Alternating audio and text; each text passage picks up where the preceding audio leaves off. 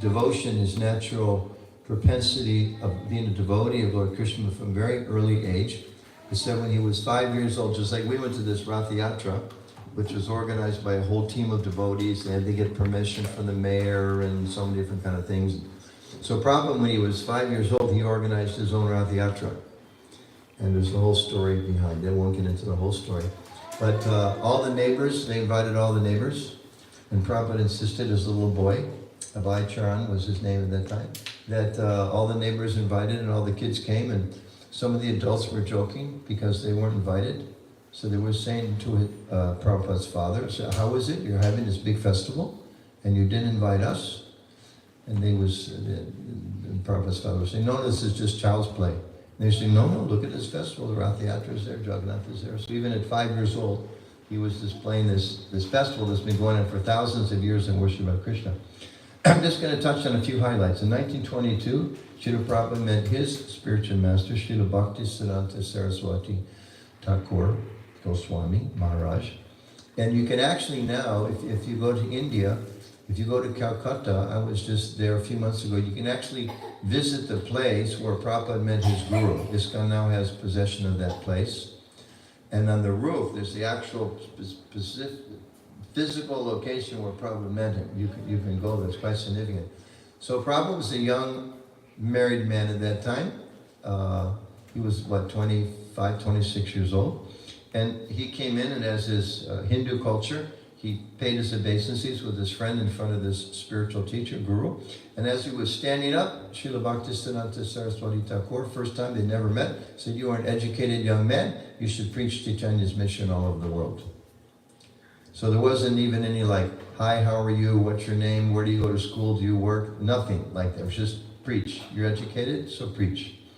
So Prabhupada explains this little argument between them, philosophical. Prabhupada was saying, well, how can we spread the message of Chaitanya Mahaprabhu? India is dominated by the UK. We're still a colony, so first we have to come free.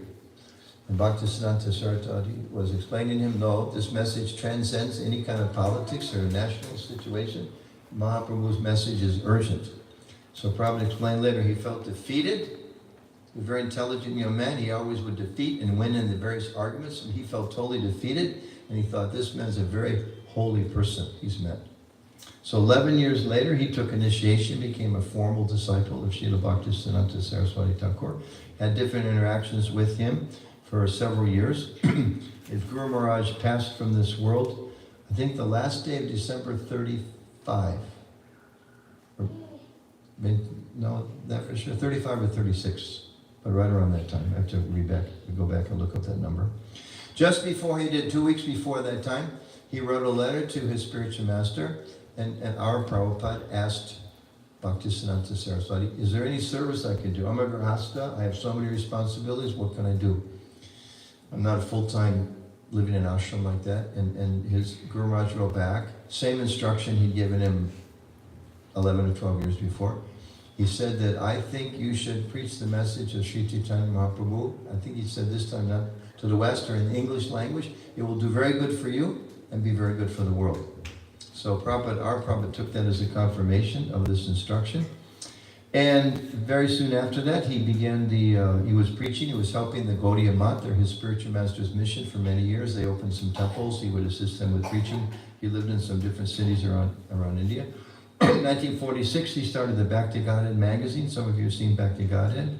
So he was preaching from home and maintaining his business and giving donations and going door to door, trying to encourage people to practice Krishna consciousness. And it's described even during World War II, the government had a prohibition on paper. You couldn't buy paper. It was like one of those things that was under quotas. So Prabhupada actually wrote to the government, said, this is more important. Whatever the war effort is, that's nice, but this is more important. This is the eternal message of God. You have to let me publish this magazine. So they gave him enough paper for 1 or 2 more issues. Had to stop for some time. Later he took it up, and his disciples continue today. Later, Srila Prabhupada took sannyas and dedicated his life fully to his spiritual master's mission.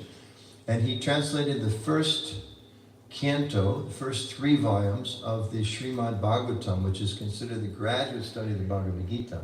Translated it and wrote commentary.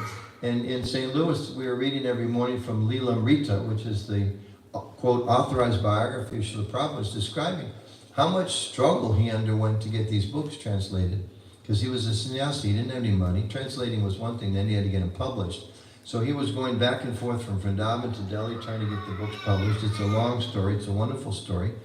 And it's explained that the publisher, the printer has spoken. People asked him what was it like. He said, Swamiji would come sometimes to check on the books. He was very precise. It has to be done as good as possible, perfectly well done as possible. And the printer would sometimes ask him, Swami, have you had breakfast? He said, no, I have not eaten yet. He said, no, you have to eat. He said, no, I've come to check on my books. He said, why are you taking so much trouble? He said, this is my mission. And he would say, okay, you sit here, I'll go get you something to eat. He would put aside his eating to make sure the books got published. So then Prabhupada later, again, jumping ahead a little bit, he got 3 volumes published. It's a huge struggle. And then he actually begged passage on the Scindia steamship line. Jaladuta was the name of the ship. He got free passage on a cargo ship, more than 2 months crossing the Atlantic Ocean. He was 69 years of age. So you can just imagine. And he had a guest, he had invited to be a guest at one couple's home in Pennsylvania for 30 days. No institutional support. He'd never been here. He didn't know anybody at all. The people he was going to visit, he only had a letter. And after 30 days, who knows what's going to happen next. So he came, he was in Pennsylvania. He left there, he went to New York City, Lower East Side. Part of the time he lived on the Bowery. Anybody been to the Bowery, especially in the past? A very difficult place. He described sometimes Prabhupada would literally have to step over dead bodies to get to where he was staying. Very difficult. He was run out of one place where he was staying. The young man was taking too many drugs, and Prabhupada had to run away for his physical health, etc. So he struggled. I also didn't mention he had 2 heart attacks on board the ship. When he landed, he was 70 years of age. And he struggled alone for over a year. He had no support, very hard just to get by. And then gradually a small number of Western followers, young people, began to come and hear his classes. And slowly, he opened a temple in New York City. Then he went to San Francisco. He opened a temple in San Francisco, then Montreal. Then he sent disciples to London. From there, ran around the world. And in 11 years from when he came to the West, he opened 108 temples around the world. He initiated 5,000 disciples. He wrote some 60 volumes of books, established deities like we have here. He created the ISKCON organization. He established the Bhaktivedanta Book Trust to publish all of his literature. He only slept 2 or 3 hours a night.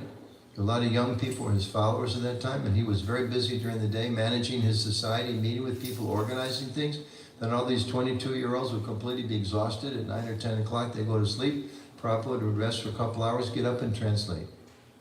So when we read Prabhupada's books, we should remember that Prabhupada wrote these books in the middle of the night when everyone else was sleeping because they were exhausted, but he pushed himself so he would stay awake and he would translate these books. So it's not just some casual thing. Prabhupada sometimes described these were his ecstasies. And today, those of you that travel a little bit, the ISKCON Society, there's over 800 temples. There's about 100,000 initiated disciples in ISKCON.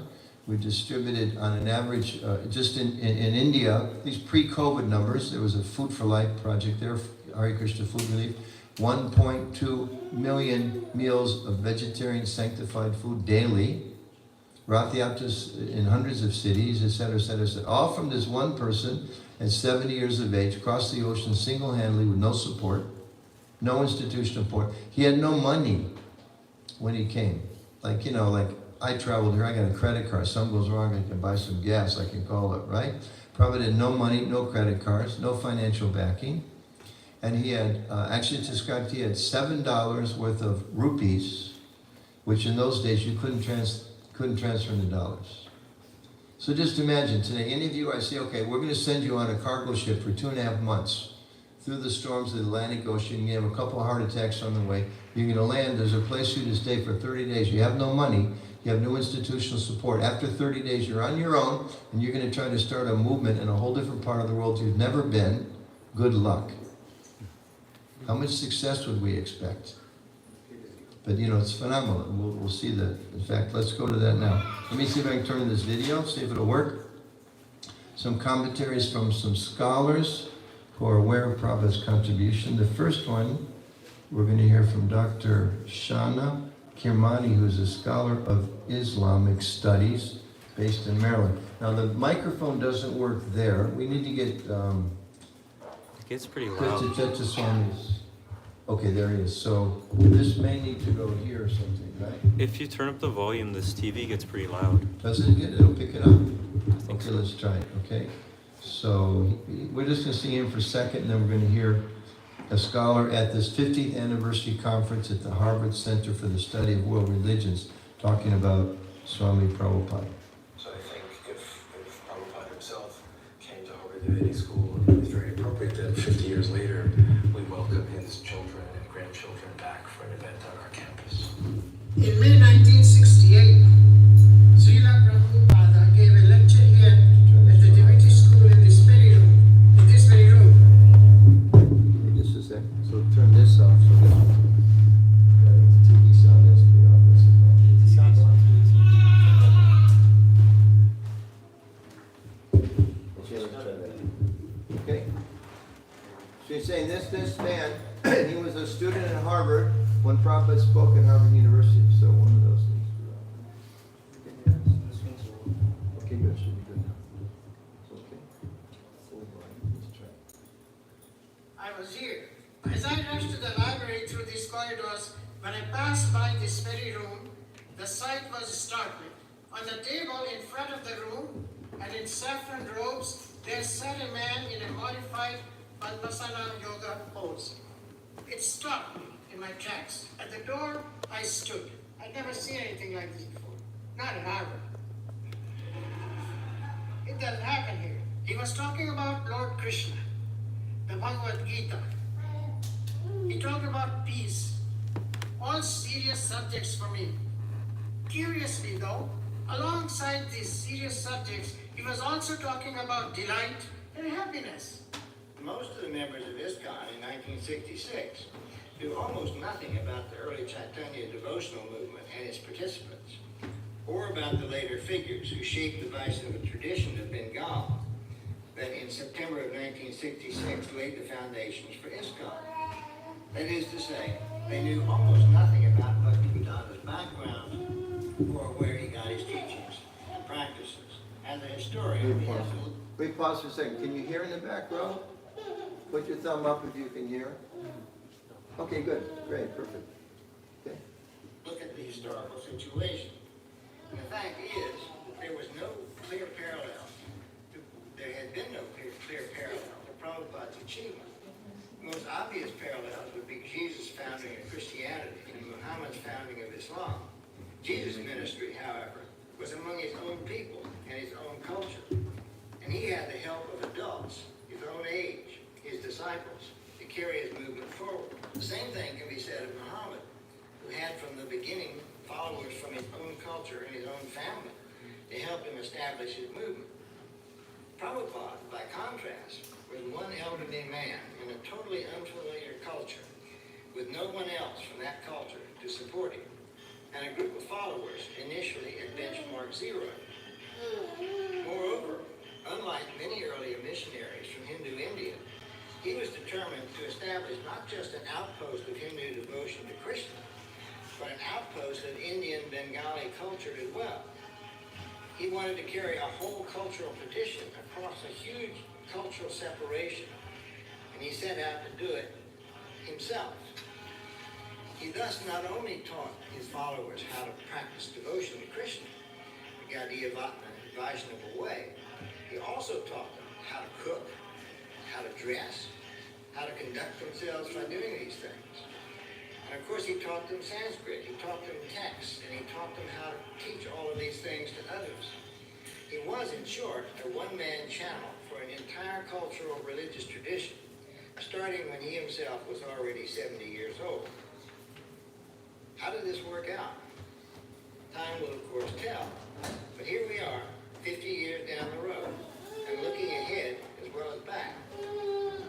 And I might add in closing, ISKCON has on the record done at least as well as Christianity and Islam did in their first 50 years, because both at that point were having serious problems. So may the discussion begin. Hare Bol.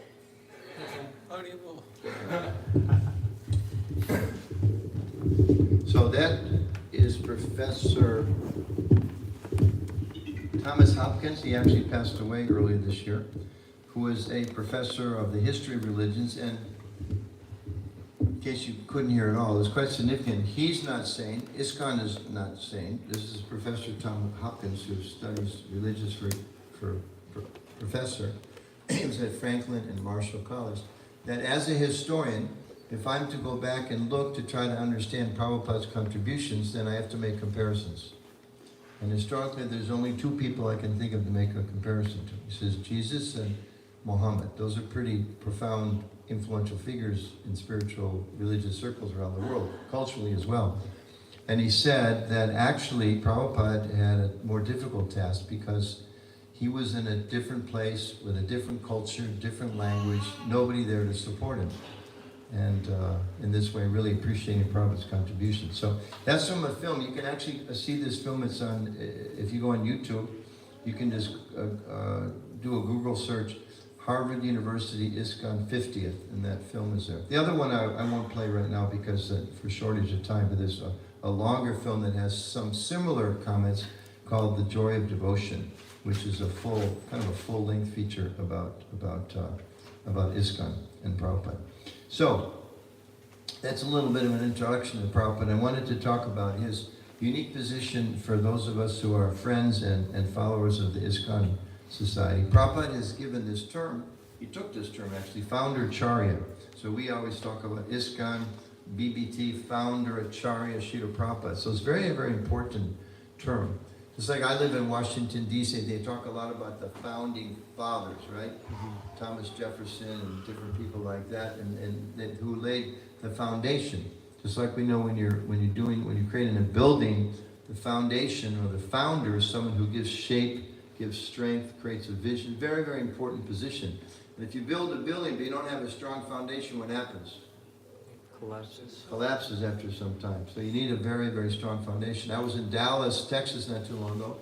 I met a devotee his business was to rebuild foundations because at least some of the city of Dallas is built on sand.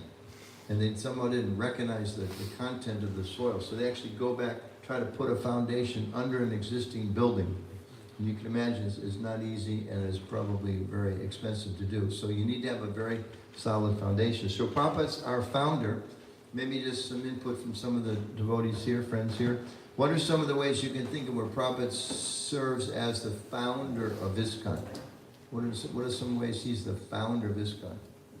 Anybody can raise your hand. Just say one or two things. Yes? He gives the basis in his books. Okay, great. His books are the foundation. We're studying his books 55 years later. We're studying his books and we expect to do so for centuries. Yes? He initiated a lot of disciples. Great. He initiated a lot of people who carried the movement forward. After his passing away, got the whole thing going. What other ways is he our founder? Many people talked about Krishna, but the way that he presented Krishna, people wanted to surrender to Krishna. Okay, good. And when he was his teaching, so many people came forward and became devotees of Krishna and interested in Krishna. Great. Anybody else? Some of the ways that we look at Prabhupada as our founder? Yes, sir. Well, he formally organized it with a charter, and he was very savvy in terms of like setting things up legally, not being taken advantage of financially by other people. Very good. And in his will, he had it all set up so that it would continue as it is. Very good. Very, very good. Yeah, just repeat that for everybody. So he established the corporation. He gave the mission. He gave the 7 purposes of ISKCON, which is continuing to today. Also, those that know the story, the history, we know that in our tradition there's an emphasis on chanting of japa, on our prayer beads. So those that take vows in the ISKCON line, we chant 16 rounds a day. Who said 16? Srila Prabhupada. Srila Prabhupada gave 16. Previously they were chanting more. There's a nice story.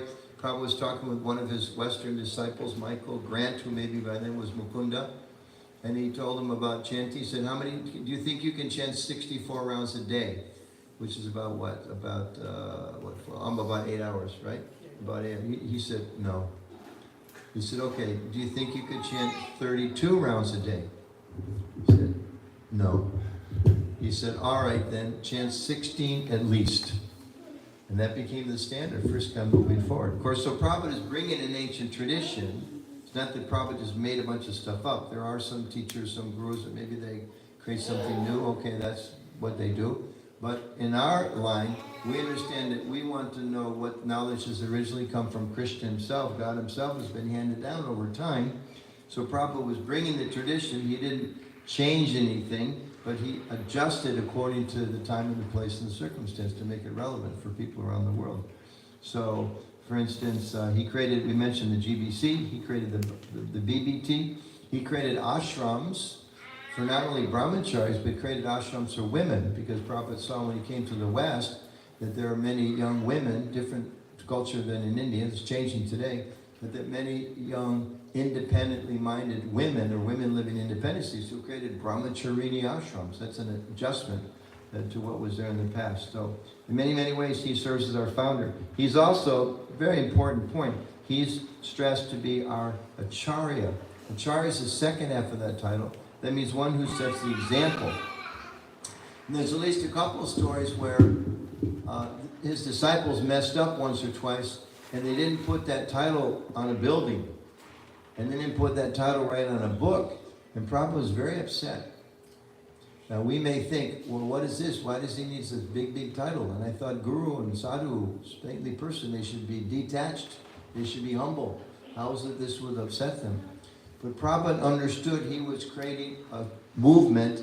He was creating a society into the future. So he wanted to impress upon us his position as the founder and the acharya. So no one in the future could come along and say, no, I'm the founder, or I'm the acharya. Now you follow my example. So Prabhupada wanted very clear that we follow his example, and to make sure that nobody minimizes the authentic teachings of Krishna consciousness. We had a problem in one of our communities a few years ago. One of the leaders there proclaimed himself to be the founder of that community. And those who know the history of New Vrindavan, it was a very happy ending. They've been a part of our society again since 1996, but for some years they went off the deep end. They got in all kinds of trouble. That particular leader, who proclaimed himself to be the founder of New Vrindavan, ended up with all kinds of legal problems, went to jail, and passed away a few years ago in a state of disrepute. Now the community that Prabhupada founded in New Vrindavan, where he's the founder charity, today is thriving. You go there today, it's a beautiful community. If you haven't been there recently, it's not too far from here, wonderful place. So, Prabhupada gave us the example. He was both our founder and our acharya. And just some examples of some of the amazing things Prabhupada did. At the ages 70 and older, until he passed away in 1977, Prabhupada went to Africa 5 times in the 70s and the early 80s to bring his movement there. Now, a lot of people might say, well, why do you go to Africa? There's not a lot of money in Africa. At least in those days, there wasn't a lot of power in Africa. It wasn't a very influential place. So Prabhupada went to Africa, as well as South America, North America, Europe, Asia, Russia. Prabhupada went to Russia when it was behind the Iron Curtain. Prabhupada somehow went to Russia because he wanted to plant the seeds in Russia, which in those days was the seat of atheism. It was against the law to have a scripture. Prabhupada went and he wasn't planning to take a Bhagavad Gita knowing that it's illegal to make trouble. Those of you know Malati Dasi, she's very enthusiastic devotee. So she snuck a Bhagavad Gita into their luggage, which it fell out when they were checking their luggage in Moscow at the border. One of the security guards says, "Do not worry, Swami, it is not too serious of an offense." So just having a book was an offense, a scripture was an offense. So Prabhupada went there, he met with one professor, and he said, "I'd like to speak to the other students." "Sorry, Swami, not possible." "Well, can I talk to the other professors?" "Sorry, Swami, not possible." And when they sat down, Prabhupada with his professor and one of his disciples, they went to push on the recording. And the professor was looking at it like some fear. "Well, wait, why are you recording this? Who's listening to us?" That was the nature of the communist society. But Prabhupada went there. He made one disciple, was there for 3 days, made one disciple. You go to Russia today, there's thousands of Hare Krishna devotees. Despite all the problems with the government and everything else that's going on, thousands, and in Ukraine too, thousands of Hare Krishna devotees in Ukraine, and all over the world, because of that one person. So Prabhupada in Africa, He went to Africa. He sent some Western disciples from America. Their first, Brahmananda, who was Swami, later Prabhu, then Swami, then Prabhu. Very close disciple of Srila Prabhupada. He sent him to Africa, and then Prabhupada came to spread the mission, spread Lord Chaitanya's teaching to the African people. And the Western disciples that were there, Americans, said, you know, Swami, we tried. The Africans are not so interested in Krishna consciousness. A few people, Indian expats that we call them maybe, people of Indian origin were living in Africa, many places. They have interest, but nobody else seems to have some interest. So Prabhupada said, no, you rent a hall in an African neighborhood, we'll have a program. So they rented a hall in an African neighborhood, a black neighborhood, and they started kirtan. And there was nobody there. There was nobody there. So the disciples were kind of feeling like, we told you so. Well, they didn't say that, but they were thinking like that. Prabhupada said, open the doors and start kirtan. So they opened the doors, they started the musical chanting of Hare Krishna. Within a few minutes, the whole hall was full of people chanting and dancing Hare Krishna. So Prabhupada has a vision. Doesn't matter what your culture is, your spirit soul, we are going to introduce Krishna consciousness in a way that will attract the people.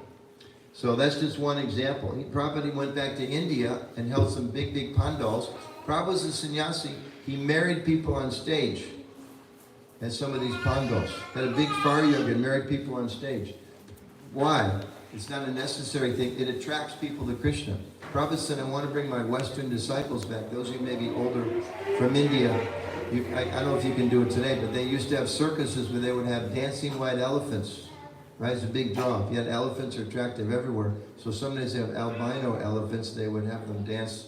Not exactly animal rights, politically correct. But either way, Prabhupada said, I'm going to bring my American disciples back with me. These are my dancing white elephants.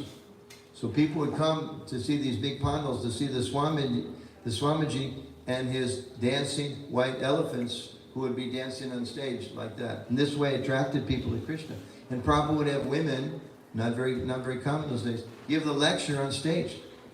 So he's our charge. We look to him to see how do you teach Krishna consciousness. And Prabhupada said many times, people, these scholars, different people say, Prabhupada, you did so much. You spread the movement all around the world, wrote so many books, 100 temples, 5,000 disciples in 11 years, at the age 70, 80 years old. Prabhupada said, actually, I've done nothing. I haven't done anything. The only thing I've done is I've repeated only what I heard from my Guru Maharaj. I have no qualification, only that I follow my spiritual master.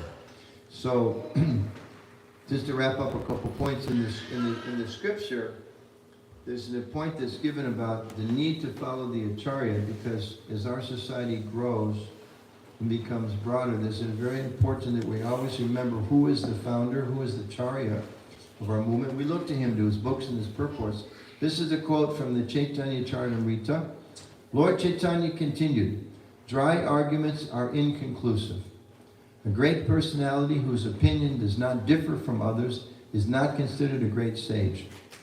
Simply by studying the Vedas, which are variegated, one cannot come to the right path by which religious principles are understood. The solid truth of religious principles is hidden in the heart of an unadulterated, self-realized person.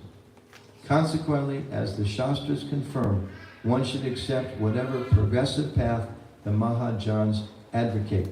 Prabhupada's purport simply says this is a verse spoken by Yudhishthira Maharaj in the Mahabharata, Vanaparva 313117. So here's described in the Shastra the importance of following in the footsteps of saintly persons. And we know sometimes, like our Christian friends in the modern world, sometimes when they're facing a particular choice or dilemma, they have this expression, what would Jesus do? What would Jesus do if he faced this situation, that situation? So in the same way in ISKCON, we should ask ourselves when we're making decisions as Vaishnavas, as devotees of Krishna, as friends of the Krishna consciousness, what's the proper thing for me to do? We should try to understand and learn and see, well, what did Prabhupada do? To see how Prabhupada was very inclusive. Prabhupada was a very compassionate person. He was very strict with himself, very compassionate for others. Prabhupada didn't discriminate. He engaged everybody, opened the doors to everyone in his movement. And very much was emphasizing that the goal is to develop the love of God. I just heard a lecture just the other morning. Prabhupada was saying, just like you may go to a different university than I go to, but then to be a doctor or to be a lawyer, you take a test. Once you pass the test, nobody really cares where you went to university. So instead, in the same way, he said, it doesn't matter what religion one follows. The test is your developing love of God. It doesn't matter what you're following. So this is a broad-mindedness of Srila Prabhupada, that our movement is meant to teach people how to develop love of God. And as we can see, these big scholars, their appreciation for Prabhupada, such an important personality. And so for friends of ISKCON that come to this temple, or followers, or devotees, we should always keep in mind that people like myself, so I'm a member of this governing body commission, I'm not here for very long, I'm going to come and go. People are going to replace me, people are going to replace those people, and those people, and those people, but Prabhupada will always be here as our founder Acharya. 50 years from now, 500 years from now. So we're very fortunate to have his association, and we should endeavor to try to understand Prabhupada's teachings, his example as the founder Acharya, study his life. And the more and more we learn about Prabhupada, some of us may know his life very well, some of us not so much. But if you study this personality, just as these scholars are saying, he is a remarkable historical personality. And as they were saying, if you look historically, religious figures, the only two, Tom Hopkins and others have said, the only two you can really compare him to at all was Jesus and Muhammad. Of course, Prabhupada's his movement's only been there for 50 years. So we'll see what happens over the next 100 years, 200 years, 500 years. But that's a pretty amazing comparison for scholars to make. So we are fortunate enough to have the association, to be able to hear about, learn from this person, and to follow their examples and their teaching. So that's what this building's about, that's what this movement's about, that's what our books are all about. That's what the chanting's all about, to help us associate with Prabhupada, and through his association, awaken our love for Krishna, the Supreme Personality of Godhead. So Prabhupada's birthday was just a couple weeks ago, so that's a good time to talk a little more about him, help us go a little deeper in that understanding. Is there any time for questions? Is that all right? Okay, is there any questions or comments at all? Open to those about Prabhupada or anything else? Let's see if some of the guests first. Anybody who doesn't live on the property have a question? Yeah. These guys in orange, that means they live on the property. They get special perks all week long. So, I'm from out of town. 25 is who? Whose numbers is that? Is that Kansas City? Yeah. Okay, I should have known that. Red, gotta be Kansas City. I used to live in Denver, so I'm not a big fan of the Kansas City Chiefs, but don't stone me. I'm sorry. I only moved there. I didn't know what I was moving into. So I was wondering, I noticed in Fiji they had a Krishna temple there. Okay, yes. And I was wondering if he also went to Fiji. He did go to Fiji. He did go to Fiji. Yeah, there's some, I haven't been there, but I think there's 2 or 3 temples, ISKCON temples in Fiji now. Yeah, he did go to Fiji. He stopped there once or twice as he was kind of crossing the ocean. For those that don't know, Fiji is someplace in the middle of the Pacific Ocean. That's all I know about it. I haven't been there. But yeah, he went there and he encouraged people and they started a temple. Yeah, that's the kind of potency he had. He sent a couple of his 6 of his young American disciples to England, and they met the Beatles. And George Harrison particularly was inspired by it. And those of you that know the My Sweet Lord song, or the whole living in the material world, or if you go to England today, you can visit the Bhaktivedanta Manor, which is named after Prabhupada, which was given to us by George Harrison. So really had a powerful effect on a lot of people he met. Is there another question somewhere? Where'd the mic go? I can't. Oh, yes, sir. Yes, please. So is there a temple in English also? This one temple in English? Prabhupada, he's a man of the century. He should be awarded the man of the century. He should be awarded another Peace Prize. Okay. And what should Prabhupada did to change millions, okay, from material life to spiritual life, in 100 countries of the world. Okay. So that's he's a man of the century. It's a miracle because they were too. Yeah, and as time goes by, more and more people, I think, will be appreciating that. Even we ourselves don't necessarily see the potency and the impact of what Prabhupada has done. So my question is there a temple in English also? ISKCON temple? Little slower, sorry. Is there ISKCON temple in English, like Is there an ISKCON temple in there the any Middle East? temple in the Middle East? There's ISKCON communities there, but not temples. I think there's only like one temple of the whole broader Hindu tradition, which is, as far as I know, in Bahrain. Bahrain, I believe, is like one of the more liberal places. The other countries there's a lot of Krishna devotees. I was in Kuwait myself a couple of years ago, and in Kuwait, the devotees will meet. I remember that place, there's like some kind of Hindu school, so the ISKCON people meet there, but you don't wear dhotis outside. The ladies can wear saris, but you don't wear dhotis. And we had one program at someone's home, and they had a kirtan, and the owner was very nervous because those countries, I don't know all of them, but many of them, you can't get citizenship unless you're born there. So if the government decides they don't like you for whatever reason, they can tell you you've got 24 hours to move and you leave. So they're not great places for religious freedom. So we don't have temples. We can't go out on the street like the devotees do here and chant. We can't go out public and distribute books, but we can't have programs. When I was there, we had a hall about this Hindu school, about the same size. We had a kirtan. It was a wonderful kirtan. People were very excited. So some of those countries are very, very strict against religious pluralism, and others are a little more liberal. But yeah, there's definitely ISKCON people there, but no temple yet. Maybe you can open one. How old are you? I'm 45. Okay, a lot of time. Have you spent time in the Middle East? Yeah, I was there for 3.5 years.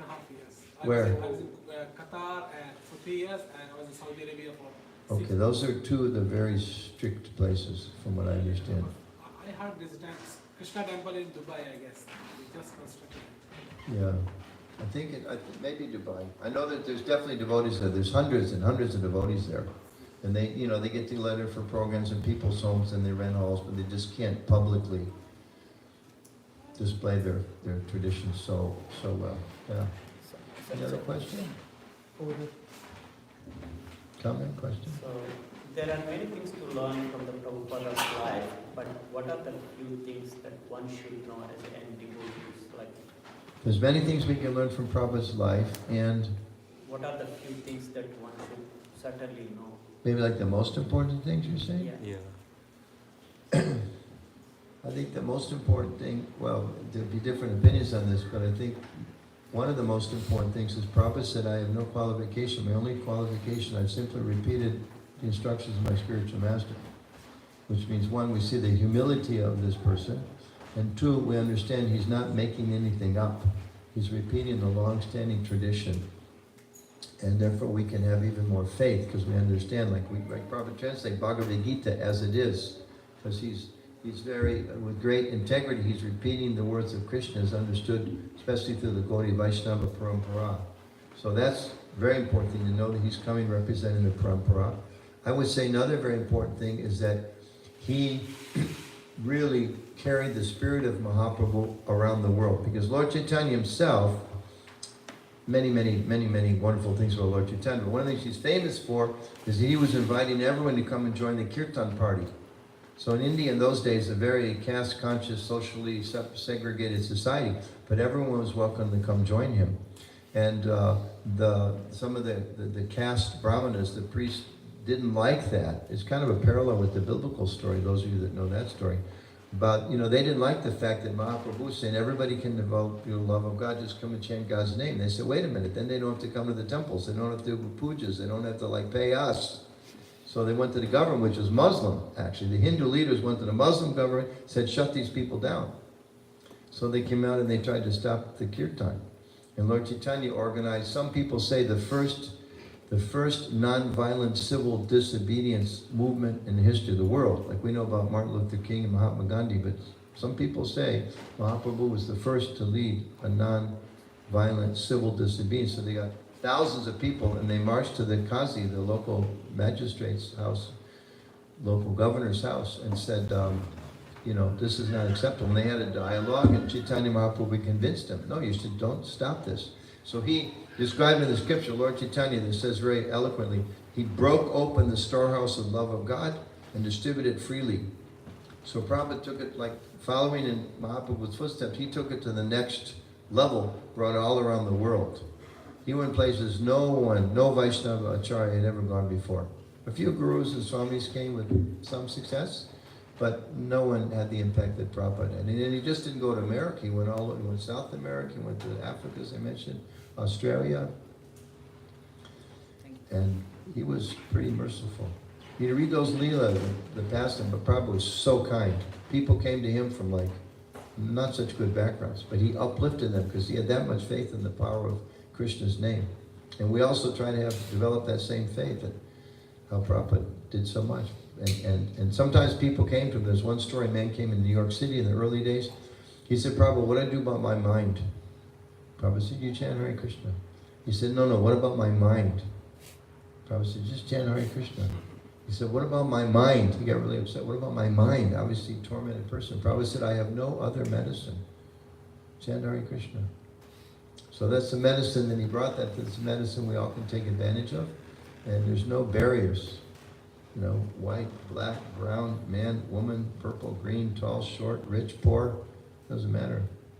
Professor, plumber, taxi driver, taxidermist. Well, maybe not taxidermist, that wouldn't work so well.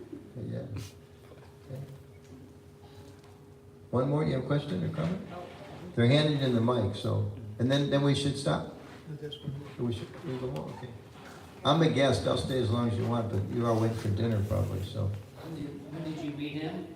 When did you meet him, and Yeah. how long did he spend? I came a little late, so I only saw Prabhupada. I came to ISKCON in 1975. I went to India in 1976 and was initiated by Srila Prabhupada in 1976 in Vrindavan, India. So over that period of a month, I heard him give lectures, but I never had any like real personal association. But I think to that extent, maybe I carry a little bit of a message. In our tradition, we understand there's Vani and there's Vapu, with great spiritual personality. So Vapu means you get their physical association, which is limited. Only so many people could be with Prabhupada, who was only traveling around the world for 11 years, as I mentioned. But his Vani, his instructions, live forever. And it's said in the scripture and in the tradition that the Vani is more important than the Vapu. So just like in 1975, when Prabhupada was physically present, nobody except maybe a few people was talking to these professors who were starting to understand Prabhupada's importance. And say Prabhupada would go to like New York, and devotees from the whole East Coast of America and Canada would go spend a few days with him, and then Prabhupada would fly to Los Angeles. So they would have some sense of what he said in New York, but they don't know what he said in LA, or what he did in Hawaii, or what he did in Australia. But now you can actually meet, we can go back and we can find what did he say in New York, what did he do in New York, what did he say in Chicago, what did he do in Detroit, what did people say. There's biographies, there's like dozens of biographies about him. There's lecture series, they keep discovering more video that they didn't know they had. So we today actually have a better chance to associate with Prabhupada than most people did back when he was physically present. So just something we should think we're very fortunate. My question was Yes. similar to his. Can you hold the mic a little closer? My question was similar to his important keynotes, what you would share, but how about with kids? Like, With kids? Yes. Yeah. How old is your child? He is turning 3 in November. What's his name? Ezra. Edra. Ezra. Oh, okay. Ezra. Oh, nice. Very nice name. So he's turning 3. Yes. So congratulations, you made it through the terrible 2s. We're still working on it. Yeah.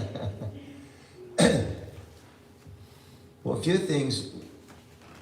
We understand in our tradition that we, in one sense, we should see our children are a gift of God. And we should also understand that our children, our job is to protect them and to care for them. We can only do that for so long. And we believe that the soul existed before this life and will exist after this life. So somehow we're blessed to be the parent of a child, your son. So the best thing that we can do possibly is, of course, we have to take care of their physical health and their emotional health and their psychological health and their intellectual health. You have to help them grow in so many ways. But also we should make sure we help care for their spiritual life. Because especially in this human form, our tradition teaches the difference between us and the other species of life. We have the ability to inquire about God and to ask questions like, where have I come from? Where am I going? So to make sure in our sons and our daughters that we encourage them in that way to appreciate and to take full advantage of the spiritual opportunity. And especially with younger kids, the most important thing you can do is to show them full love, which is not so easy because kids make demands on us sometimes, right? But to really think that this child is a gift of Krishna, so let me take care of him because he's very special. He's a spiritual being and he's been given to us to take care of. So let me try to make sure that he grows up in an atmosphere of love, and then I also help him understand Krishna. Bring him to the temple, so he likes prasadam, he likes the chanting, you know, he looks up with Prabhupada, and, you know, sometimes you see these little kids and they're trying to chant like that. So you help them in that way. Prabhupada talks about how his personal father was very indulgent when he was a little boy. He describes a lot of stories, like sometimes he was a pretty feisty little kid, and his mother was a little fiery in nature, but the father was a little softer. So Prabhupada describes how sometimes when he was young, he would come home and he'd be in trouble. And his mother would send him to bed early. And his father would say, where's Abai? And he would say, I sent him to bed early. And the father would say, wake him up.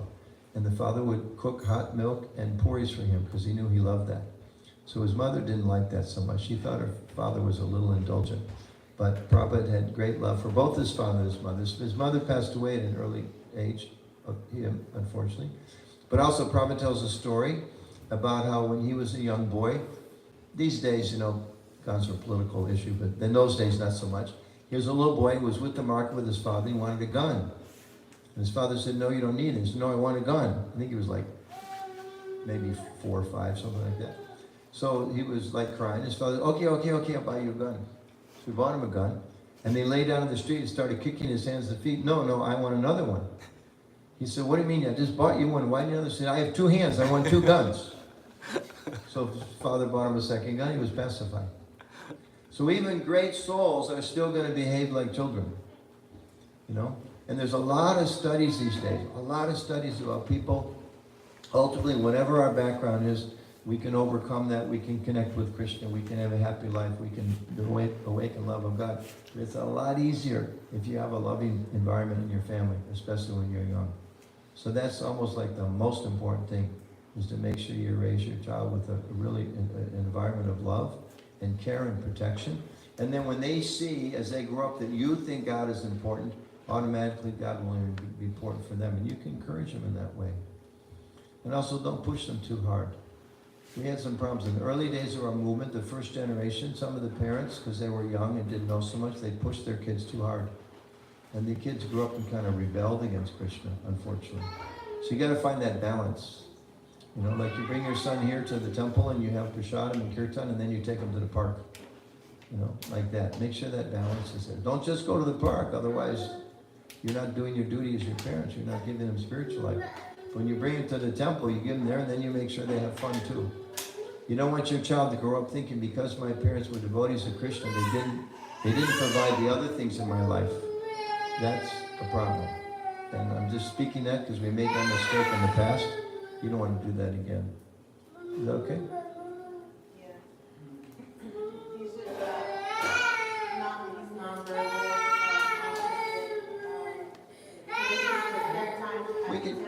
We can maybe talk more. We can talk more during the dinner. Is that okay? Yes. Yeah, that's good. Okay. Hey, was there one more? Is that it? We're done? Where's our president? You go here, Brahmachari. Is it okay? Okay, one more, and then we stop. I was wondering, you were talking a lot about how profound this movement is. Talking about how profound this movement is. Sometimes we become familiar. Sometimes we become familiar. And then there's that horrible English expression, familiarity breeds contempt. Yes. Right? Yeah, and then that stops us from doing, like, actually serving Prabhupada's mission nicely. So I was wondering what we do about that. Keep your eyes open and realize that the world is not a very nice place. we live in this is called the age of quarrel and hypocrisy. And as you drive down just like I landed in St. Louis, come once a year or so, and between the airport and the temple, I counted 9 billboards about, if you want to sue somebody, call us. Have you been injured? Call 1-800 such and such. Have you harassed at work? Call such and such a number. Do you want to sue your business partner? 9 billboards. And out of maybe like 12, it wasn't like there was 80 of them, and 9's a lot. There was like maybe 3 or 4 other ones. I couldn't believe it. I was thinking, what a, pardon the pun, sign of the times. That there's so much conflict in the world. So one thing, I remember as a new devotee, Mars, maybe you taught this, and you were teaching how to bring new devotees into the movement in a solid way.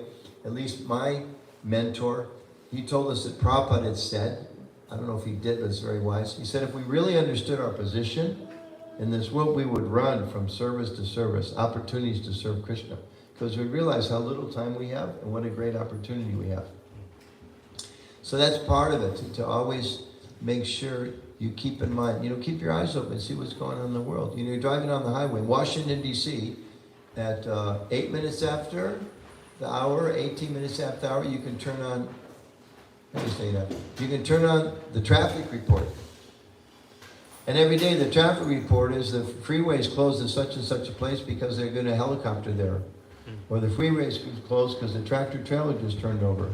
Or the freeway is closed because what? So it's like, okay, I'm thinking in my selfishness, oh, that's unfortunate that the freeway is closed. No, there's a man or a woman and maybe their family on the way to the hospital right now, maybe on the way to morgue right now, but people are just going to race by because, hey, I got stuff to do. But a more spiritually conscious person thinks, wow, this is a dangerous place. I need to become serious about my spiritual life, etc. You think about it, like sometimes I think like, you drive down an average city, go in some neighborhood, whatever the income level, nice houses in this neighborhood. But statistically, what is it, like 1 out of 10 houses, somebody's got like a terminal disease. 1 out of 10 houses, somebody's struggling with some kind of addiction. 1 out of 3 houses, they just had a divorce in the family.